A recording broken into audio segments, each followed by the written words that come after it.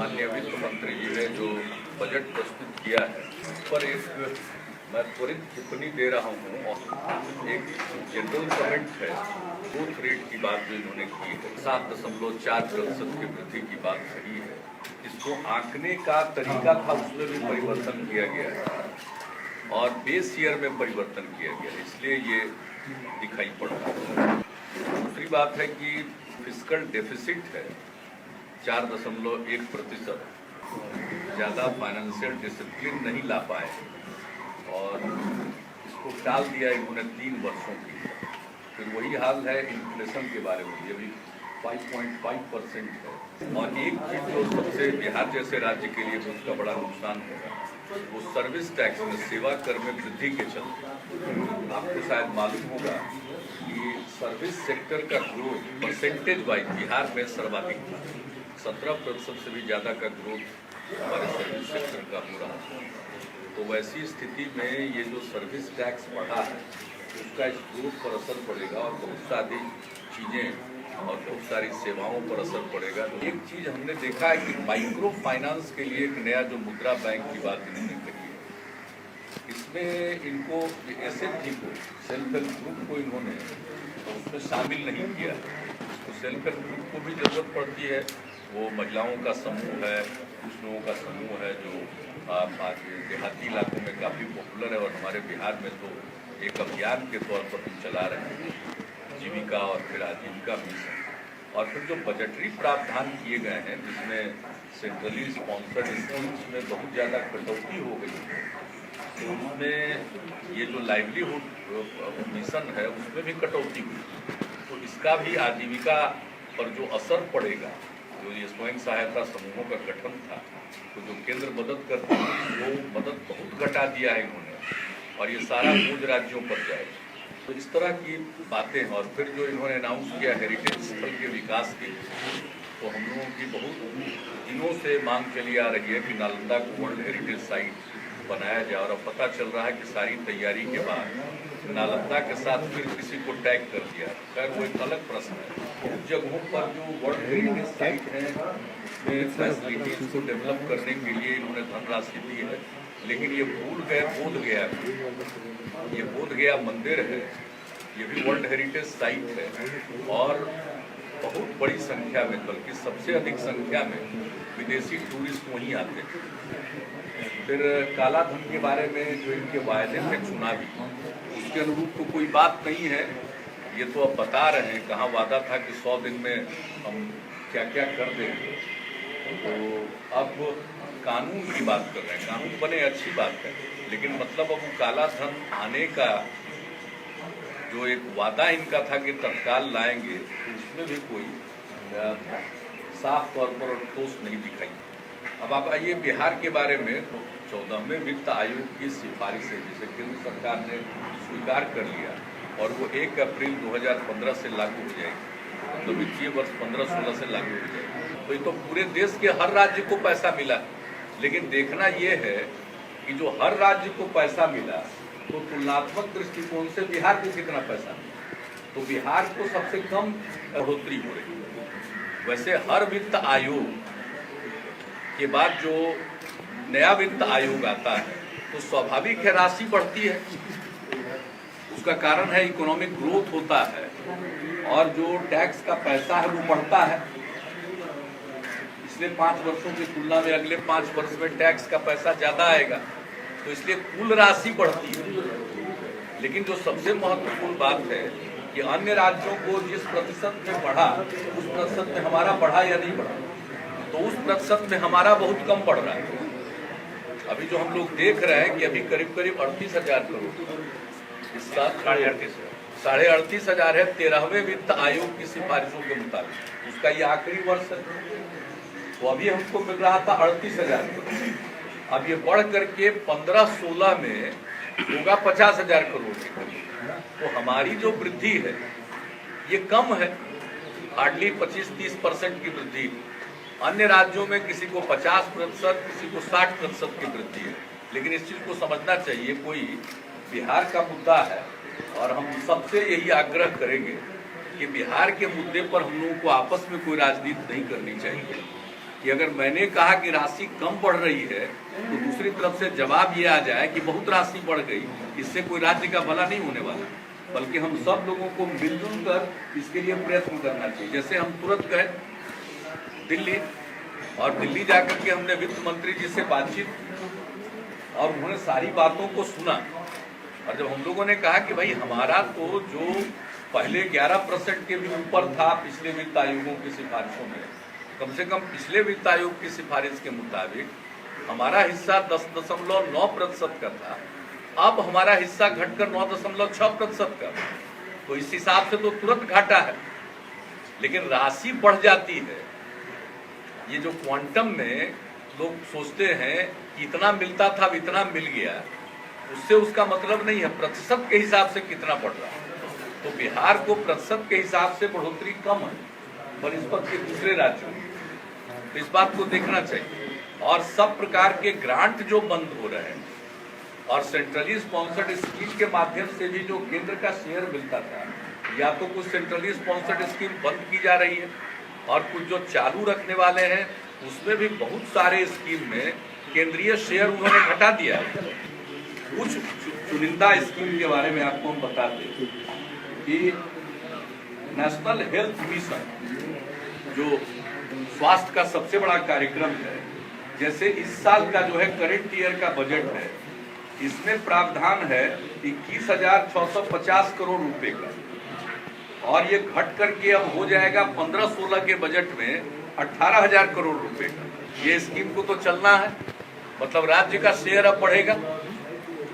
उसी तरह से देख लीजिए अब सर्व शिक्षा अभियान की क्या दुर्गति हो गई, मिड डे मील की क्या हालत हो गई, elementary education mid day meal में अभी 13,511 करोड़ का प्रोविजन है 14-15 में बजटरी प्रोविजन, अब ये घट कर कहां जा रहा है 3,325 करोड़, यानी सीधे 25% पर जा रहा है। मिड डे मील तो बंद नहीं होगा, तो मिड डे मील में जो भारत सरकार पैसा देती थी, अब वो जो पैसा देगी उसका मात्र 25% अब देगी, बाकी सारा पैसा हम लोगों को लगाना पड़ेगा। सर्व शिक्षा अभियान में बजट का प्रावधान 14-15 करंट ईयर का है 9,193 करोड़ रुपया, अब ये घटकर होगा मात्र 2,000 करोड़ रुपया, समझ लीजिए। अब कहां हम लोग पहुंचेंगे, ये जो पैसा नाम मात्र का बढ़ा है 14-15 की तुलना में 15-16 में हार्डली खींच खांच के 28-30% हमको ज्यादा पैसा मिलेगा, लेकिन हमारे ऊपर बोझ किन चीजों का पड़ेगा। मिड डे मील तो बंद नहीं हो सकता, सर्व शिक्षा अभियान बंद नहीं हो सकता है। अब आपको हम कितना गिनाएं, सेकेंडरी एजुकेशन उसी तरह से घट गया। इस तरह से हर चीज में जो केंद्र है, अब वो भले ही उस स्कीम को जारी रखेगी, लेकिन केंद्र जितना पैसा दे रही थी अब उसकी तुलना में बहुत कम पैसा देगी, यानी ये योजनाएं बंद तो नहीं होंगी, हमें चलाना ही चलाना है। तो जितना बढ़ा फाइनेंस कमीशन के ग्रांट के तौर पर, वो तो अपर्याप्त है। तो इसलिए इस पर हम लोग, और जो हम लोगों को इसके चलते पूरे रिसीट्स में जो नुकसान होने वाला है उसके बारे में तो हम लोग सारी बात को और भी डिटेल में रखेंगे। लेकिन एक बात जो हम मिलने गए तो मैं उसका स्वागत करता हूं कि जब हम वित्त मंत्री जी से मिले और हमने बताया उनको कि बीआरजीएफ को तो अब बंद कर दिए, वो खत्म हो गया, लेकिन बीआरजीएफ के रास्ते से आप हमें विशेष सहायता देते थे। झारखंड के बनने के बाद जो विशेष सहायता मिल रही थी वो बिहार पुनर्गठन विधेयक के प्रावधान के अंतर्गत मिल रही थी, और बीआरजीएफ के माध्यम से वो पैसा आ रहा था। तो बीआरजीएफ के बंद होने से वो पैसा बंद हो जाएगा, तो ये तो कानून के मुताबिक हमें मिल रहा था। तो इस चीज को आप रोकते हैं तो ये अनुचित होगा, गैर कानूनी होगा। और हमने याद भी दिलाया था कि आखिरकार एनडीए का ही शासनकाल था और उसी समय बिहार पुनर्गठन विधेयक बना था और हमने बिहार के मसले को उठाया था, तब उसमें ये प्रावधान किया गया था। तो हमने जेटली साहब को याद कराया था कि भाई आप तो उस समय थे ही और विधि मंत्री भी थे, तो उस समय जो कमिटमेंट है कानून के जरिए उसका पालन होना चाहिए। और इस पंचवर्षीय योजना में 12,000 करोड़ रुपए का प्रावधान है। हालांकि हम लोगों की मांग ज्यादा की थी, 20,000 करोड़ रुपए की थी, लेकिन केंद्र ने 12,000 करोड़ रुपए ही दिया था और वो आइडेंटिफाइड प्रोजेक्ट के लिए थे। जैसे कुछ सड़क की परियोजना है, हमारी बिजली की सारी परियोजनाएं, तो उससे संबंधित ये पैसा था, तो ये समाप्त नहीं होना चाहिए, यह हमने उनसे आग्रह किया था। तो अपने मूल बजट से हटते हुए उन्होंने इस बात का ऐलान किया कि जो भी रीऑर्गेनाइजेशन बिल है उसमें जो प्रोविजन है और जो कमिटमेंट है उसका पालन किया जाएगा। उनकी इस घोषणा का मैं स्वागत करता हूं। इससे ये उम्मीद बंधी है कि जो हमें मिलता था वह तो कम से कम जरूर मिलेगा। तो इसके लिए मैं वित्त मंत्री जी को धन्यवाद देता हूं। और दूसरी बात उन्होंने कही है कि जिस प्रकार से आंध्र को मिल रहा है उस प्रकार से हमें मिले, तो हमने उनके सामने इस बात को रखा था 26 तारीख की रात में कि हमारा जो विशेष राज्य के दर्जा की मांग है उसमें प्रमुख रूप से दो अवयव, एक अवयव है कि जो केंद्र प्रायोजित योजनाएं हैं उसमें केंद्रांश 90% हो जाएगा। तो अब चूंकि आप उन सब चीजों को बंद कर रहे हैं तो इस मामले को से तो हम समझ गए कि आप उस सिलसिले में अब नहीं कुछ करेंगे, करना चाहते हैं, आपकी जो घोषित नीति हो गई। लेकिन उसका जो दूसरा प्रमुख घटक था वह था कि अगर यहाँ कोई कल कारखाना खोले तो उनको केंद्रीय करों में छूट मिलेगी और इससे वो प्रोत्साहित होंगे उद्योग धंधा लगाने के लिए और ये रोजगार का सृजन होगा। तो ये बात उनको हमने कही थी। तो अगर आंध्र के पैटर्न पर वो करने की बात कर रहे हैं तो बिहार को तो टैक्स कंसेशन दे दें, इसमें पैसा नहीं लगने की आवश्यकता है, लेकिन इस पॉलिसी से ही बिहार में इंडस्ट्रियल ग्रोथ प्रमोट हो सकता है और एम्प्लॉयमेंट के अवसर निकलेंगे। इसलिए विशेष राज्य के दर्जे की मांग के पीछे ये दो प्रमुख कारण, बिहार रीऑर्गेनाइजेशन बिल के प्रावधानों का पालन करेंगे, ऐसी घोषणा उन्होंने की है। इसके लिए मैं उन्हें धन्यवाद देता हूं और मैं इसका स्वागत करता हूं। एक हद तक, कुछ हद तक यह बात हुई कि हमें जो मिल रहा था कम से कम बीआरजीएफ के माध्यम से, अन्य माध्यम से प्राप्त होने की संभावना है और इसका दरवाजा उन्होंने खोला है अपने बजट में। एम्स टाइप एक और इंस्टीट्यूशन बिहार में देंगे, हमने उनसे आग्रह किया था और लगातार हम लोग लिख रहे हैं कि एक तो पटना में एम्स है, लेकिन उत्तर बिहार में एक एम्स की तरह एक इंस्टीट्यूट होना चाहिए। हमारे बहुत लोग इलाज कराने के लिए बिहार के बाहर जाने को मजबूर होते हैं और खास करके दिल्ली जाने को। तो मैं इस घोषणा का भी स्वागत करता हूं और उनको धन्यवाद देता हूं। और आंध्र के तर्ज पर विशेष सहायता मिलती है तो मैं इसके लिए भी उन्हें धन्यवाद दूंगा। और मुझे पूरा विश्वास है कि हमारे जो अन्य कंसर्न, जो दूसरे कंसर्न केंद्र प्रायोजित योजनाओं में जो भीषण रूप से केंद्रांश की कटौती की जा रही है उसके चलते जो राज्य पर बोझ बढ़ेगा, क्योंकि ऐसी योजनाएं जिन्हें बंद नहीं की जा सकती उनको चलाना ही चलाना, तो ये जो बोझ बढ़ेगा और बिहार को 14 फाइनेंस कमीशन के अवार्ड के हिसाब से तुलनात्मक दृष्टिकोण से कम फायदा है, तो वैसी स्थिति में हमने उनके सामने यह पुरजोर वकालत की है कि बिहार जैसे राज्य जो सफरर होंगे उनको और सहायता मिलनी चाहिए। जो रेवेन्यू डेफिसिट थे वैसे राज्यों को उन्होंने सहायता दी है।